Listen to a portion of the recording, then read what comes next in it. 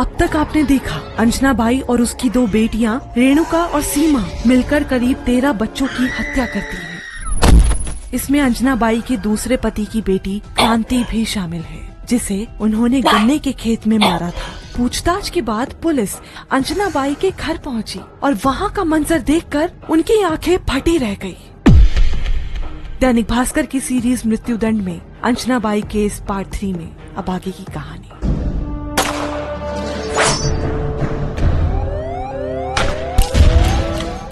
Anjana by के घर पहुंची पुलिस ने जब कमरा खोला तो देखा वहां दीवारों पर हर तरफ खून के धब्बे थे।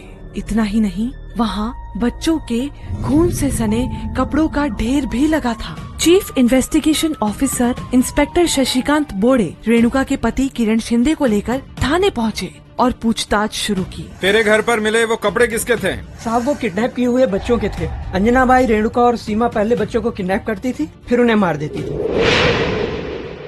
सुनते ही तुरंत शशिकांत बोड़े ने अपनी टीम से कहा, महाराष्ट्र में 1990 से 1996 के बीच अलग अलग थानों से गायब हुए या मर्डर किए गए बच्चों की लिस्ट निकालो।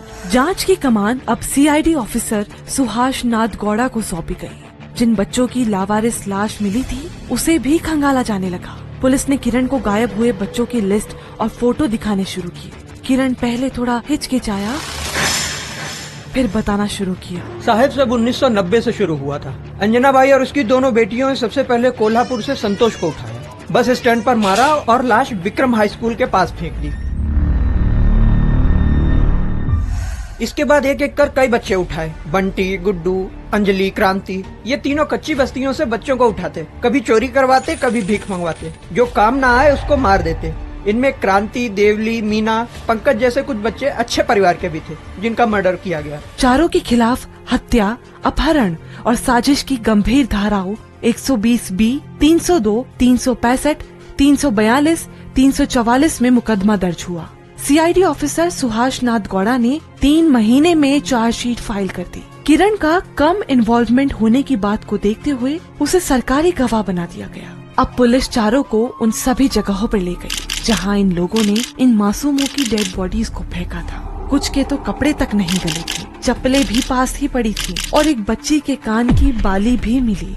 सीआईडी ऑफिसर नाथ गौड़ा ने इन मासूमों की हत्या का कारण पूछा तो लाल आंखों से एकटक निहारती हुई अंजना बाई हंसने लगी और फिर झल्लाते हुए बोली, भीख नहीं मांगते थे, चोरी नहीं करते थे, तो मार दिए। तभी किरण बीच में एकदम से बोला, बड़े बच्चों को किडनैप करने के बाद ज्यादा दिनों तक एक जगह नहीं रख सकते थे। अगर वो किसी से कुछ कह देता तो हम फंस जाते, इसलिए उसे या तो कहीं ले जाकर छोड़ देते या किसी सुनसान जगह पर ले जाकर मार देते। रेणुका भी तुरंत बोल पड़ी, एक बार अपने बेटे आशीष को गोद में लेकर किसी का पर्स मारा। जब पकड़ी गई तो कहा कि बच्चे के लिए सब कर रही हूँ, नहीं तो बच्चे को जमीन पर पटक देती।